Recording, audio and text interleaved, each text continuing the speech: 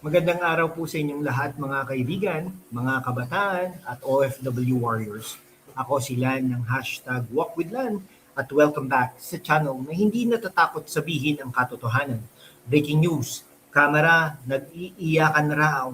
Conviction laban kay Vice President Sara Duterte sa Senado. Parang imposible po no? Kasi kailangan po nila para makonvict ay 16 na boto, tingin ko po ay hindi yan makukuha.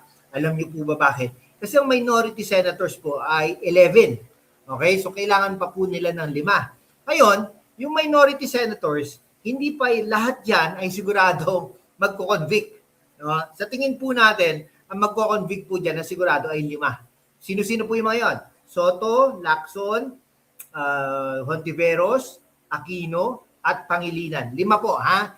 Yung siguradong magko-convict. Okay? Ngayon, ang pwedeng dyan, tumiwalag, no? Yung hindi conviction. Okay? 2.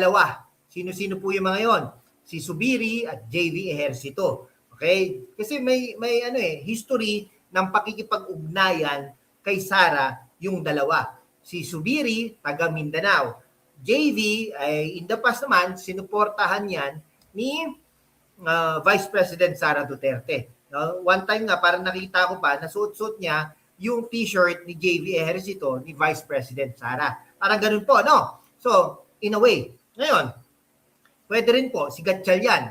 Gatchalian ay nag-a-apply bilang Vice Presidente ni Vice President Sara Duterte in the past. Kaya lang hindi nga natuloy na maging presidente si Vice President Sara Duterte, kaya hindi rin po natuloy si Win Gatchalian. Yun po, no? At in the past naman, sinusuportahan niya nila si Gatchalian ng mga Duterte. Parang ganun po, no? Kung malalagas po yung minority ng 2 hanggang 5, baka Tulfo Brothers, hindi po rin natin alam. Lapid. Di ba? Nasaan pang hustisya? Ngayon, sa kabila naman, majority, tingin ko, 7 ang siguradong dyan, no? Mag-acquit. Okay? Pero the rest, parang hindi ko na rin nakikita, no?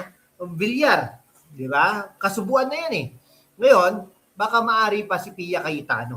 Okay? Si Pia Cayetano ay pero malamang sa malamang, majority ay talagang boboto sa acquittal ni Vice President Sara Duterte, no?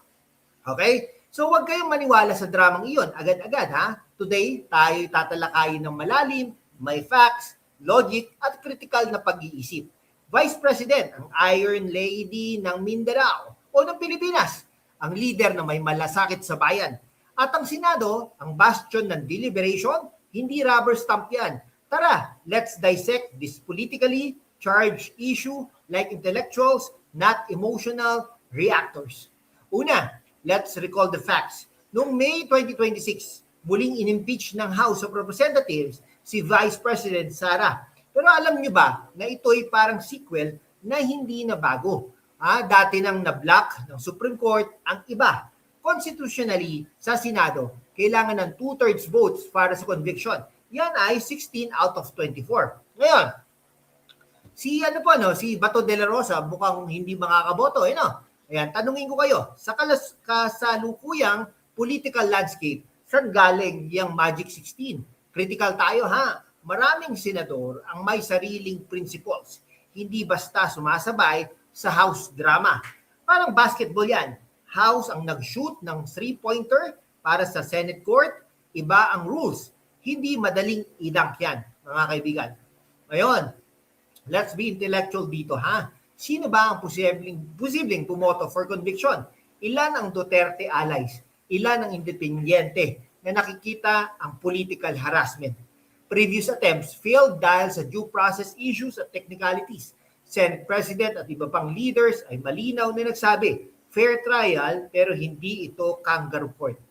Imagine niyo, ha, mga kaibigan, studying for exams habang may politika na gustong i-distraction kayo mula sa totoong issues tulad ng ekonomiya, jobs at future ninyo.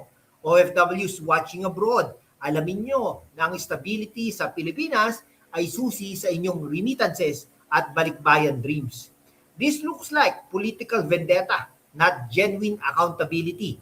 Sara's track record in education, disaster response, solid facts, not rumors.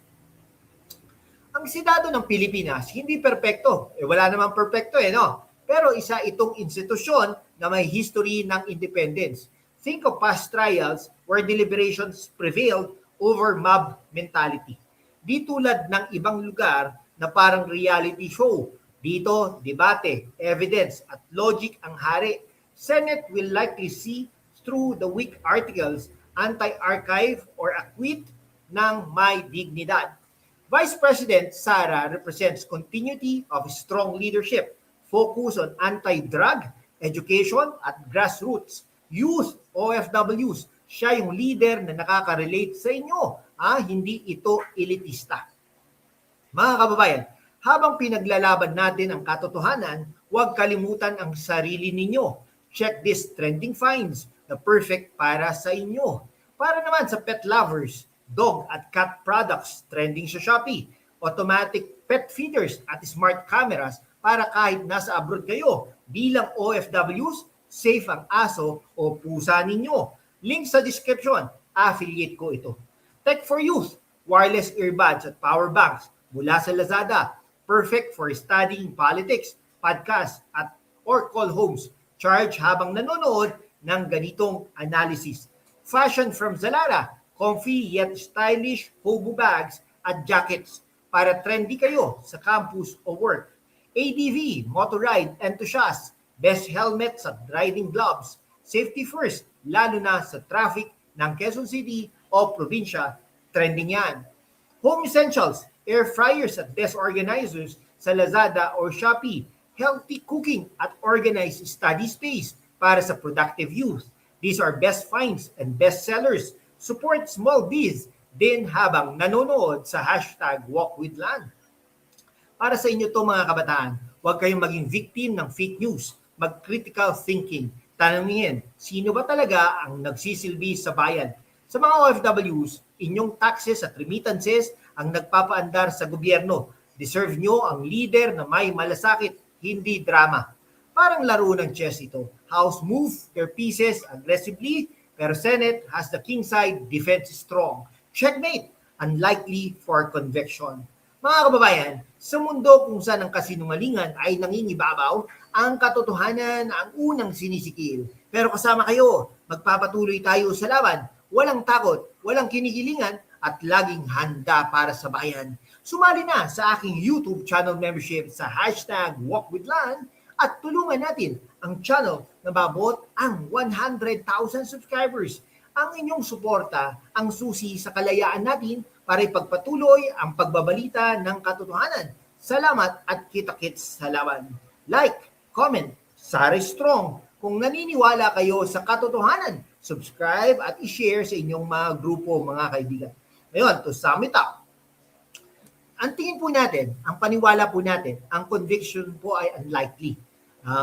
Naniniwala po tayo na Senate under the leadership of Senate President Alan Peter Cayetano will do its job. Vice President Sara Zimmerman Duterte continues to serve. Stay informed, stay witty. Next video po natin, deeper dive on issues that matter. God bless Pilipinas. God bless you all. Peace out.